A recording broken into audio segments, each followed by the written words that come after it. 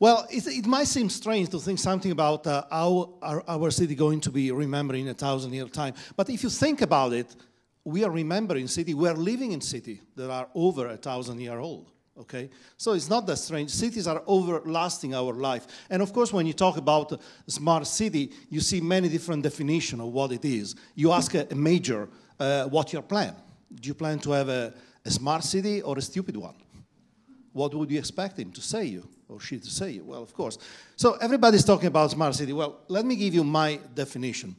I would consider a smart city a city where citizens are happy. And they're happy using a minimum amount of resources. Now, I don't think the technology is really making us happy, okay? Well, my wife is telling that as long as I have a broadband connection, I'm happy. But not everybody is like me, okay? But surely technology can help in minimizing resources that are needed for the thing. And being so old, let me tell you a little bit about ancient cities. I think that every city, in a way, is a smart city. And they always have been smart cities. And even if you go to strange names like Murbayeh in Syria or other places more known like Uruk, Ur, Carthage, Rome, and so on, you see, this city grew. And they grew because they were attractive. People liked to be there. And they moved from the countryside into the city. So they had to have something that really made a difference, okay? Some that was attracting.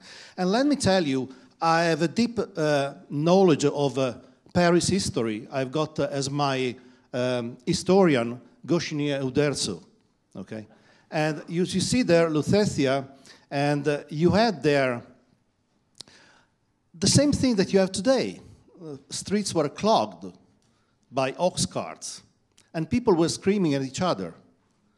So technology changed. You no longer have ox cart around Paris, but people are still screaming at each other. So basically, you see that the mood of the city is still there. And this is something that goes on. Now, Paris reached the 1 million inhabitants in 1850. Okay, so long time after a city like Rome that actually reached the 1 million point a little bit before the zero, okay, here. And these cities were able to sustain this growth and to sustain the number of people because they had infrastructure. This is Rome, and the red line you see is the sewer line, what's called the Cloaca Maxima. And it's still there. And of course, they have aqueduct and all this kind of thing. And that was sustaining the city, okay? People were flocking in and had to be fed, and they had to find a drink and so on, and drinking water and all this kind of thing. So really hard infrastructure are very important. And to a certain extent, infrastructure is what characterizes the city, the set of them. And of course, you also have other kind of infrastructure, like soft infrastructure. Here in this picture, you see Venice, as it was in the 15th century. And Venice had a very strong soft infrastructure. The first applied patent was in Venice in the 1476. The first idea of patent was in Florence, okay, not far from Venice. And they had this kind of connection, the thrift, okay, the economics. They connected the spices coming from Malacca and India and Sri Lanka through Arabian Peninsula to Cyprus, and then it distributed throughout all of Europe, okay? And that was a very strong infrastructure, this infrastructure of commerce. It's very, very important. Now, often we tend to feel like we are living in an age of technology, that we are very strong in technology. That was characterizing our time. But this is not so. Actually, every time had its own technology, okay? Even the Stone Age, they have a very smart technology how to cut stones, okay? And the Stone Age didn't finish because they ran out of stones, okay? It's just because something new came up. So we are facing something new, but it doesn't mean that they didn't have very strong technology. And if I look back as an example in Paris, that's amazing. In 1866, in Paris, they started to have the first pneumatic pipes connecting two places, and then it expanded. And actually, in the 70s, they used these pipes, these pneumatic pipes, to synchronize the clocks around Paris. So you really had time flowing into pipes. And that was a very smart technology, a very interesting one. Don't underestimate that. And of course, nowadays, you've got much more. And you got much more, you can sustain much more. So you have all these thousands of kilometers of streets, you've got the 30,000 rubbish bin, and you've got software inside. And it's software that allows you to have 110,000 valid journeys per day, okay? Because you have to synchronize all this kind of thing and know where the bikes ended up and so on. You are using, folks, a lot of energy. 276 gigajoules per person per year. And if everybody would be doing the same as you're doing, we would need some like 3.4 Earth to take care of that. So we need to do something about this kind of thing. Okay, and technology may help in this area. Now, often I hear saying that, well, cities are reaching their limits. Okay, so we have to do something because you cannot really do more with that. But this is wrong. It's wrong in the sense that every city is always running at its limit. And they always been. You're doing something because you're forced to do something. You're investing money. And then you're making your city more attractive. And people come, flocks in. And you reach your limit. Okay? So it's a dynamic equilibrium point. And it goes over and over. This is something we have to remember. So there's nothing really new about the fact that we are facing limit. It has always been like that. It's always be. Now, I said that every city is and has been smart. Let me tell you the other side of the coin. No city will ever be smart. Because there's not such a thing as being smart. Once you're there, that's it. You can forget about it. It's a continuous process. It's a continuous evolution. Once you're making a step forward, you understand that, hey, there are other people coming in and there are different needs. The culture is changing.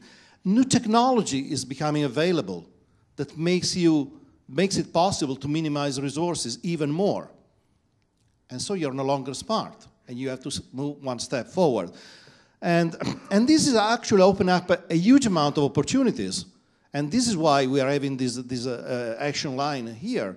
There are estimates saying $400 billion, the expected market by 2020, that particular year, okay, to make cities smarter.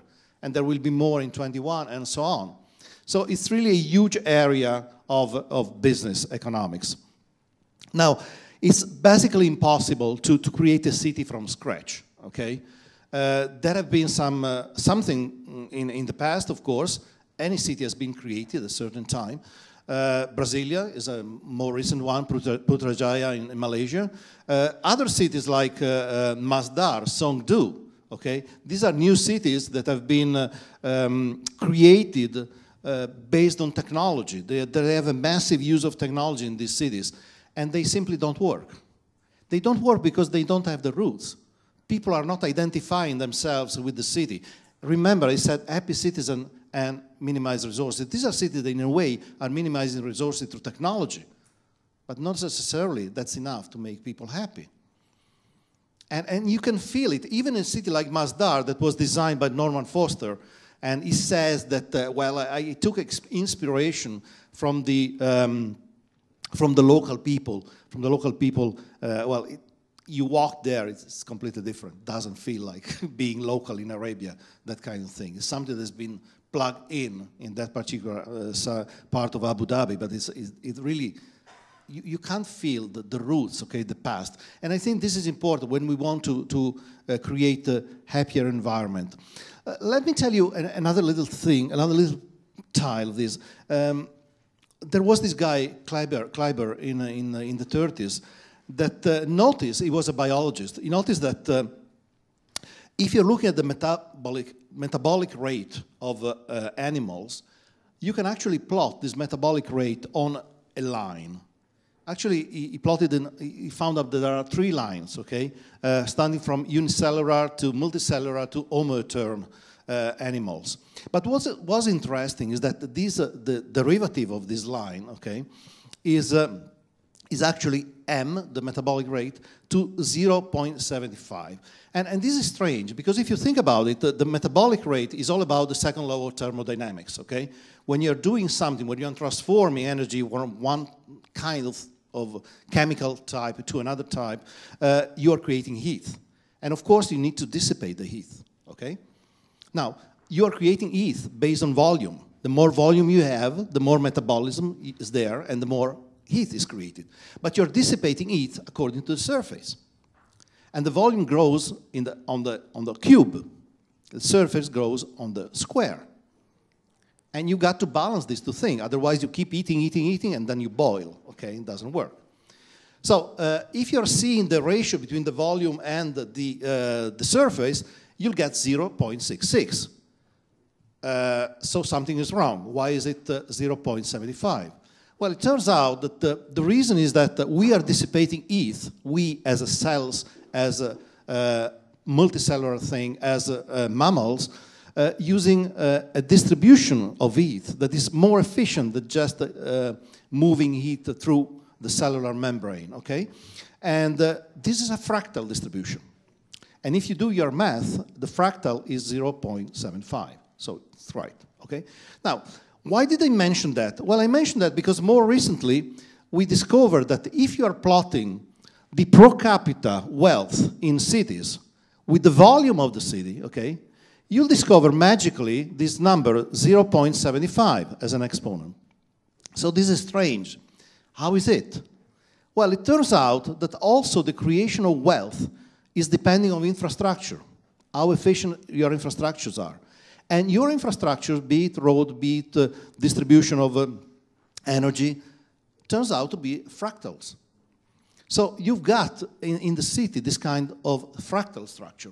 Now, an interesting challenge to you and to all the ICT guys is, okay, with atoms, I have this fractal distribution, so I have this kind of ceiling.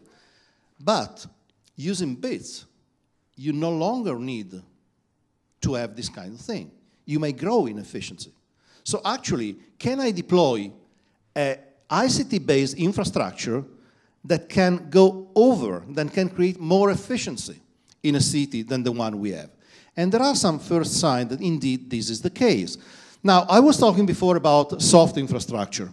And one of the soft infrastructure that we have is the communication among ourselves, what we're doing today, what we're doing every single day.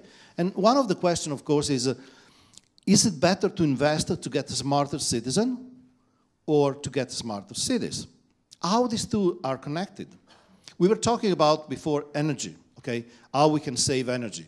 I know very well that I can place some very sophisticated sensors and actuators and software in my home so that I can save some energy.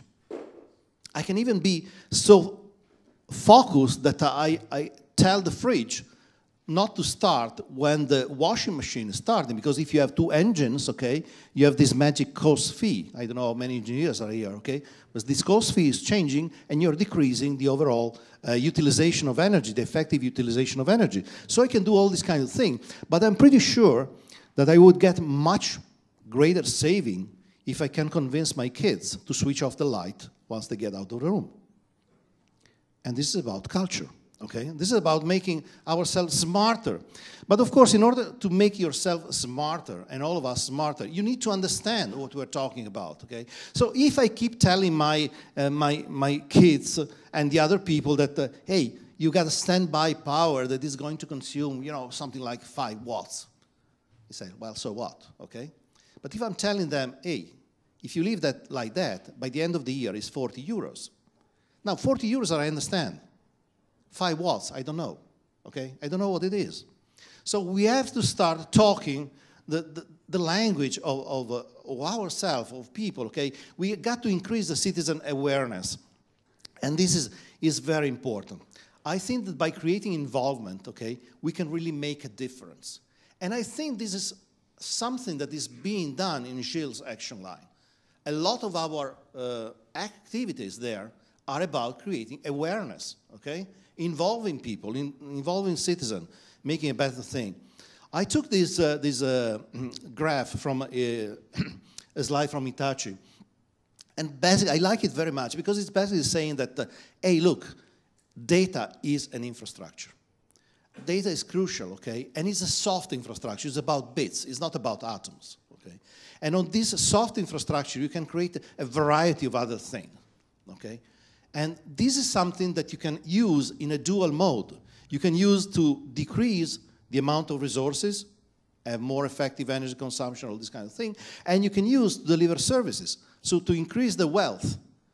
So this is very, very important, and I think this is what is going to characterize the thing. Now, I feel that it is interesting to notice that when you're plugging in some new technology in the soft area, okay, not in the hardware area, not in the hard area, you are actually changing your relation with the city, and you're changing the city itself.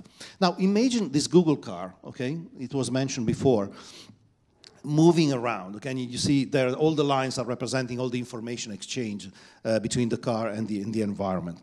Now, this car knows where the other cars are coming in and decide where to go based on the direction, the target that you set to the car. Now, imagine that you have all cars in a city that are self-driving cars. What's happening? Well, they are going to orchestrate autonomously how to drive. And you will see as you're standing or sitting on a bench, you see traffic moving two ways, and then all of a sudden it's moving just one way. And then after half an hour, it's moving the other way. So the roads become two-way road, it becomes a one-way street, northbound, southbound, depending on the time of the day, depending on the condition of traffic. Your very topology of the city is being changed because of this soft information-based infrastructure. So this is interesting, what we can see in our city, the changes that is really there. And if you're seeing other things that are, again, soft things, like tweets, okay? There are plenty of tweets. This is Manhattan with all the tweets. You can tell a lot. And you know there's this wonderful website. I like it very much. We Feel Fine, okay? Every dot is about something that happened on the internet in the last 10 minutes. So you click on a dot and you see a picture, or you see a sentence, you see a tweet, okay? It's just like a keyhole. You're seeing internet in the last 10 minutes. And of course, you can filter it. So you can say, well, I'm not interested in everything. I'm interested about Paris. What went on in Paris in the last 10 minutes? And then you say, hey, I'm interested about something that is telling me about people being happy, okay? And then you see all bubbles about something smiling, something saying, I love you, and whatever, okay? And this is amazing. You can really feel the mood of the city by looking at this kind of thing. We have the technology. We just need to learn to learn to use it. And again, what you can see, using your cell phone, you activate the camera and you look around, okay, and you see the city through the cell phone. Now, it doesn't make any sense. You can see the city with your eyes. But if you're using your cell phone screen to overlay information, which is what augmented reality normally used, okay, then you start to mingle this kind of thing. You're seeing, and it's something different from just seeing a billboard saying, this is the skyscraper, you know, it's whatever, Tour Montparnasse or whatever. Because what you're seeing on your screen is your interest. So what I'm seeing through my screen will be different from what Stefan is seeing on his screen. And this is the great difference, okay? And I can share this kind of information with a social network that is no longer bound by geography or time. And I can create friends that are actually people sharing the same kind of interest we have. And we can reshape the city based on our interests. So we are going to create in the future a variety of overlapping cities, each one being seen, okay, by our eyes, which has always been the case, but in addition, our eyes are merged with the other of many other people, okay, creating this social network. And I think this is a great difference that we can see. We've got an activity that is 360, that is starting along this way, starting to try to see, to let you see Milan through your eyes by looking at the information that are relevant to you. And this is done in such a way that other people, other companies can add on, provide services, more information, so that actually you're developing this kind of social infrastructure there. And we're going to experiment this. I told before that we need to talk the language that we understand as citizens. Well, it's really sorry. Okay. Okay. This is isochronous Singapore, okay? What it means. It's no way of stopping the sound. No. let's go. Anyhow, this island of Singapore was getting bigger, smaller. What's the meaning? Well, it answered one simple question. How far is A from B? But when I'm asking how far is A from B, I'm not meaning how many kilometers. I'm meaning how long does it take me to get from A to B? And it depends. If you walk, it's always basically taking the same time. But if you're driving a car, it depends. Are you driving it during rush hour? It takes longer. So the city, the island of Singapore, gets bigger. But if you're using the public transportation during that time, it gets smaller, okay? Because you have frequent transportation, you go there, and you know time is the reserved lanes, and so you can go. On the other hand, if you are placing the same question during nighttime, the city gets smaller if you're driving a car. There's no one there. You can go there fast, okay? But if you plan to take a bus or the metro, it gets bigger because the frequency is not so high. And so you see this city moving, okay, changing its shape. And it's something that I can understand because it really tells me how far that place is. So basically, I would say that a smart city is a way of being, is a path into the future, okay? And this is what we're trying to do with ICT Labs, okay? We are engaging in companies and customers in walking together and trying to see how we can move forward. Infrastructure clearly are enabler of the cities. And of course, the smarter they are, the smarter the city. You can say that. But they are not enough. And ICT, I believe, can enable much more efficient infrastructure, providing a better wealth multiplying effect, this allometry that they mentioned in the talk. More importantly, I think that ICT can really enable people-based infrastructure. And this people-based infrastructure have more connection, I feel, with the happy citizen part than the other. So we've got to pursue this one because it's very important. And we have seen in the past that basically wealth and well-being have sort of contraposed one another, okay? You've got a city that is very wealthy, like Mumbai, okay? The highest density of billionaire is in Mumbai. And you've got also the higher density of poor people there. And this is this attraction phenomena, okay? You've got the rich there, so everybody wants to get there. But as everybody's flocking in, the infrastructure are collapsing, and you get very bad lifestyle there, okay? Well, it doesn't need to be so, okay? I think in the future, and this is the challenge that we have. So coming back to the title, my summary would be that, yes, in 2000 years, I think that this period might be remembered in a way as the starting point. We are very far from it, but as a starting point of the merging of atom and bits, okay? And this might be actually the central contribution of this century in the area of cities. Thank you.